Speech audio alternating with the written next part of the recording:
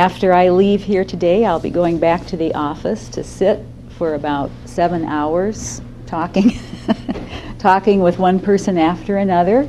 And it's just very, very nice to get out into the community, to be able to stand up and to see all sorts of folks who come to these types of meetings. Did everyone get one of the little, what we call bookmarks, with a little cartoon character on it?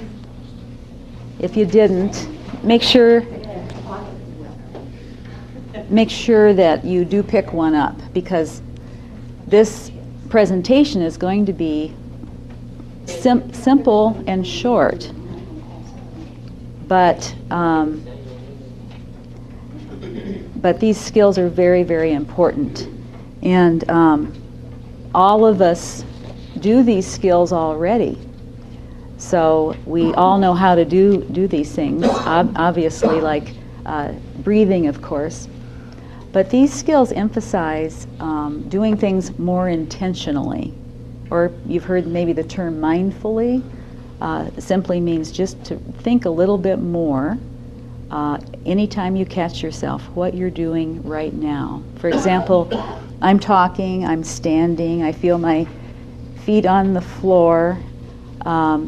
Think about yourself, what you're doing right now. You're sitting in a chair, you might be looking at this bookmark, listening to my voice, adjusting your body temperature to the room. It is a little chilly, that's why I put my jacket back on, but I have a hunch we're going to warm up as we sit and talk.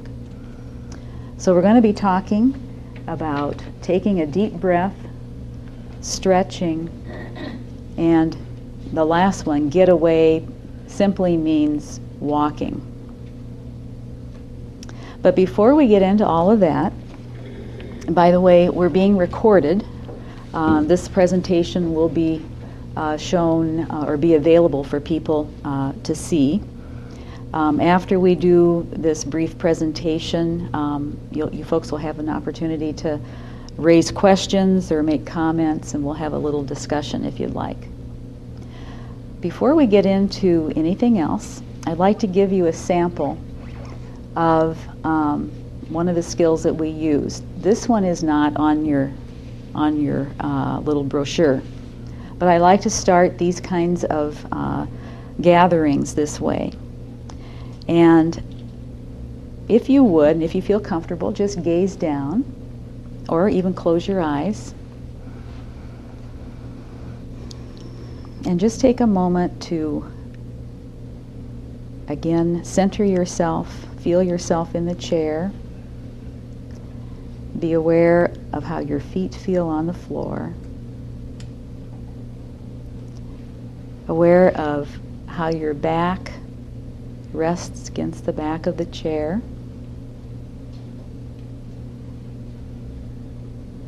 Allowing your shoulders to soften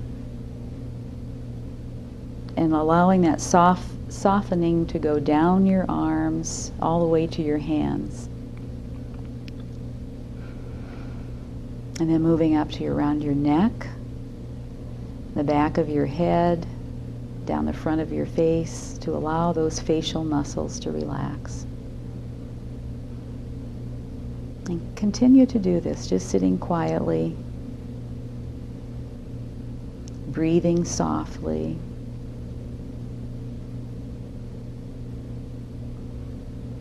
Perhaps you're thinking of what you were doing just before you came here, what you need to do later. That's the way we usually think, where we've been, what we need to do, rather than where we are right now. The more we can stay with where we are right now, the more relaxed and secure we can become.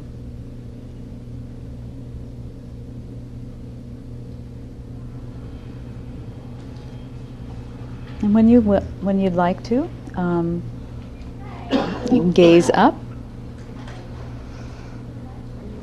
It sounds like we have a few more people coming in. We'll just accommodate as we go.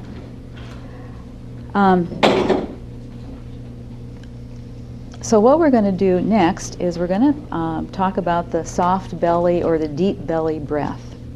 And the soft belly breath is very, very helpful when you might be catching yourself feeling worried about something, maybe anticipating a doctor's visit, maybe visitors are coming to your house. Some of us get a little fluttery when we're anticipating visitors coming. We want to have our guests feel very comfortable, so we're on the alert a little bit more. Hi. And so the soft belly breath, whatever we're up to, could be sitting in traffic, anticipating a phone call, whatever it might be. If you're feeling a little anxious about it, this is a very handy skill to do. And I'd like us all to, first of all, I'll just kind of guide you through it. We will do this a few times. But the first thing we want to do is to take a puff of air out. So just exhale out first, emptying your lungs. When you breathe in through your nose, try to puff your belly out so you feel your belly actually pushing out. When you can do that, you're allowing the air to go to the base of your lungs, and then exhale. If you want to, you can take your left hand and put it on your stomach area, okay, just below upper torso. And let's try it again. Let's take a puff out and breathe in. And you want to feel your hand coming out. You might even have to push it, as I do, and then exhale naturally. Do you ever notice how a baby breathes? Have you ever watched a baby just laying out and how its tummy will be going up and down like that? That's a very good way to breathe.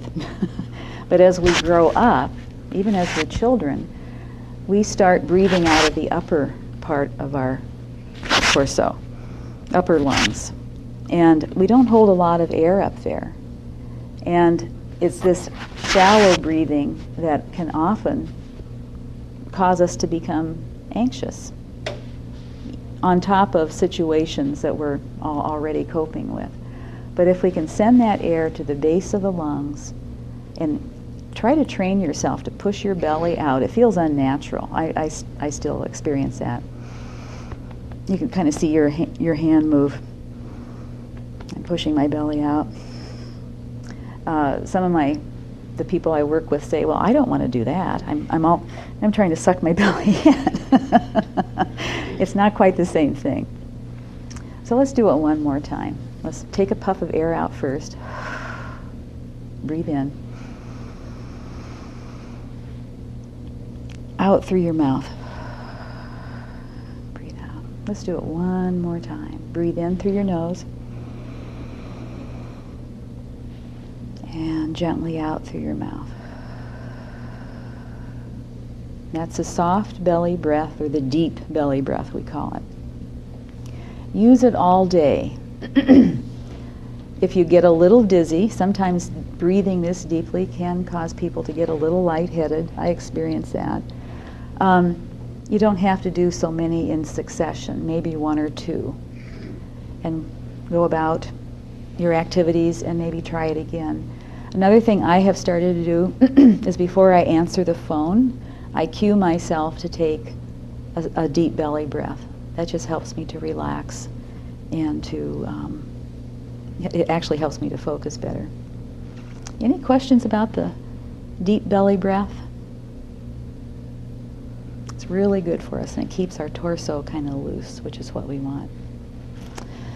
The next one, if you look at your bookmark, we're going to talk about stretching.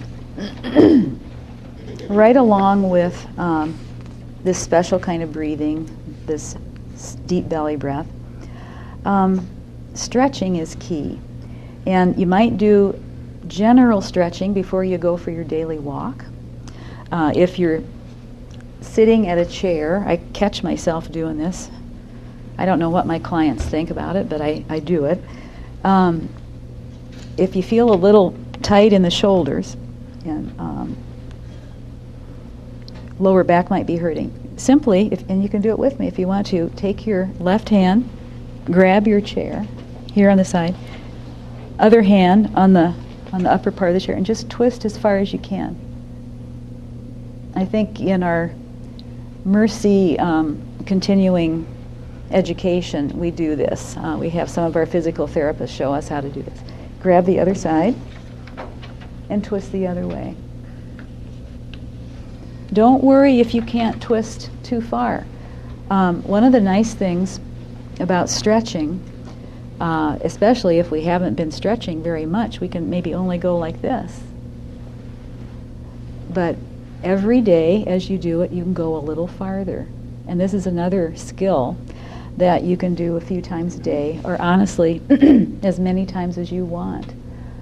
You don't want to overdo it when you first start doing, because you're going to get kind of sore. You'd be amazed at how many muscles you're actually stretching, and how these simple little things that we do carry a lot of punch to them and a lot of benefit for our body. So that's the chair twist. I think that would be really good for backing your car up and stuff. Yes, you bet. So you can see, yeah, absolutely. And feel welcome to do it one more time if you want to. Another one is, I describe it here, where if you are comfortable, if you want to sit, that's fine. But if you want to stand up and lift your arms and hands straight up. So this you can do at home in your kitchen if you want to. I do a lot of stretching in my kitchen, but and reach up high. And even though you think you're reaching as high as you can, push your hands up a little more. Doesn't that feel good?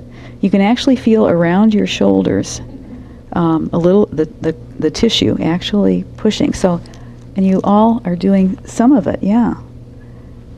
And then drop your arms and be aware how you feel the blood flowing back into your arms. The body appreciates this, and I just encourage you to try doing this at home. Again, as many times a day as you want. It's really helping your circulation. And we also did the shoulder twist. And for some of you, if you want to try this, here's a very good one. Stand and you just clasp your hands to the back and just lift up and gently bend down. And that feels great on your upper arms.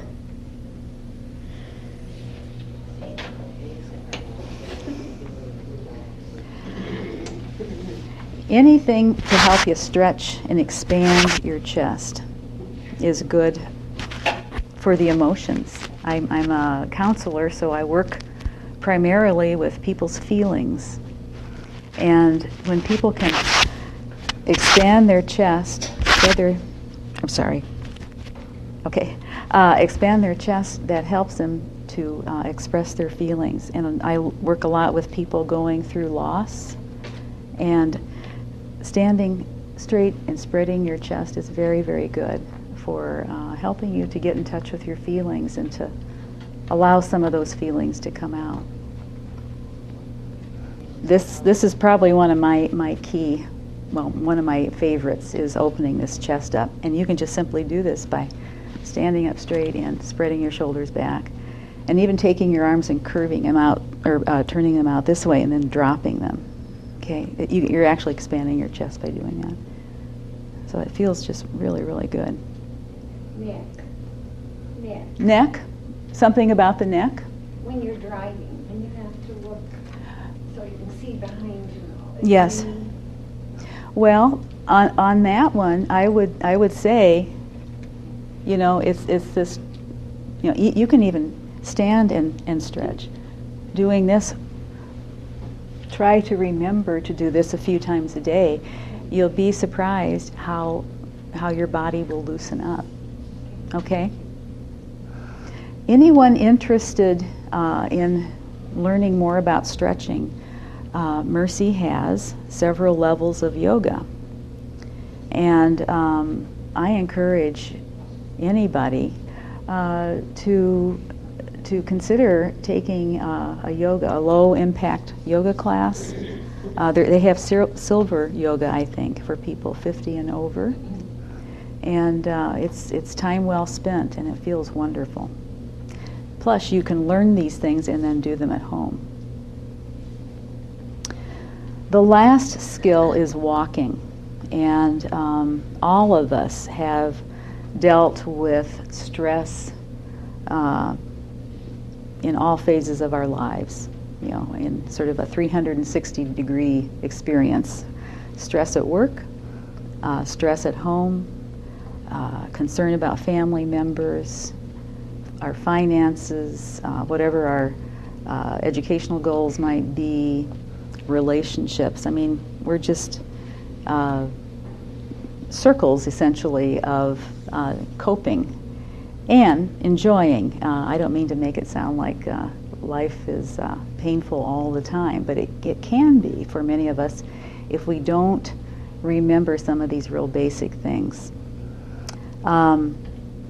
You might recall in your own experience having an argument with somebody and feeling like you just can't go forward with it anymore, and you walk away.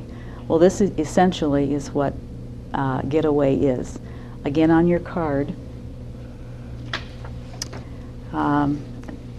take a walk for at least 5 minutes, moving your arms and breathing deeply, okay? For many of us in the workplace, I'm sure supervisors, you know, again, given the venue of the type of job, but for many people, just getting away for 5 minutes.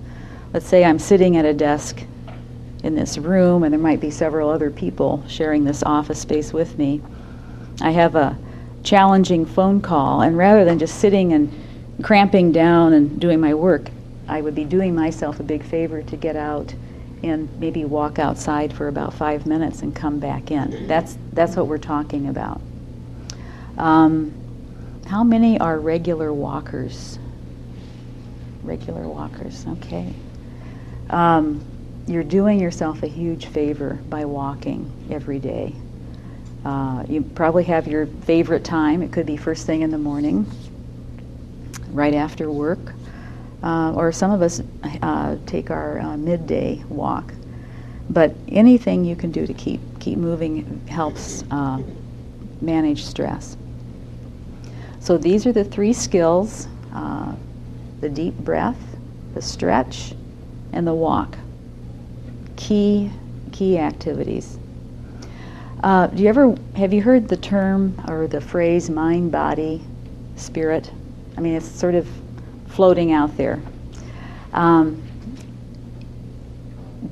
What that means to me is mind, thinking, using our heads to think; body, putting things into action by doing; and spirit, feeling the benefit. When we think of spirit, we think of something that is the essence. And by doing the first 2, thinking and doing, enables us to express our essence or our spirit. So that's what these skills are all about. The 3 skills that we talked about are just sort of the tip of the iceberg. There are many, many others, like meditation, like enjoying a bouquet of flowers, listening to music, reading poetry. Spending time with a friend is very spirit-filling.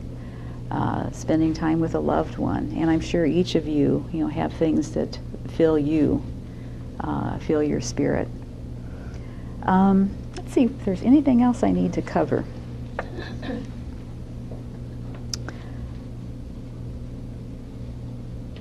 One of the ways we can keep these skills, I mean, once we start doing these kinds of things, and since most of you are walkers, you're already very aware.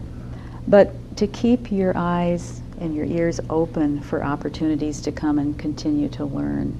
When you're with like-minded folks who have an interest in staying healthy, keeping your spirits up, learning ways to de-stress, and to feel good. That's our essential goal, is to feel good all the way up to our last breath, in fact. People can actually be healing even as they are ending their life, believe it or not. It doesn't have to be such an unpleasant, or we anticipate that it might be an unpleasant experience, but people are healing all the way up to their last breath.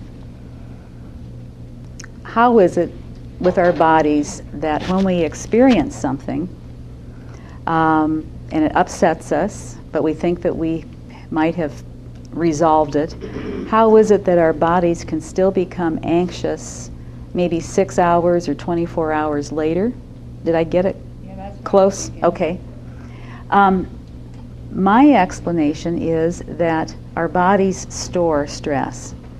If I'm in a near miss at a traffic intersection, I get a sort of a flash of adrenaline. You know that feeling when you've just missed something, or somebody has just missed you, and you're driving off, and you kind of feel this flood of adrenaline. My body knew that it might have been in danger of being in an accident or being in a car crash.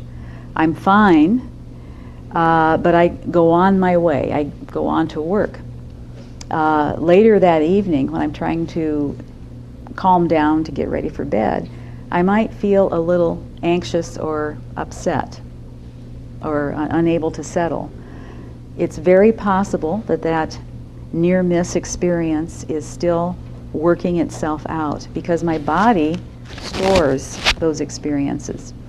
And when we have a flush of adrenaline, unlike horses, cattle, sheep, and other animals, we tend not to shake things off.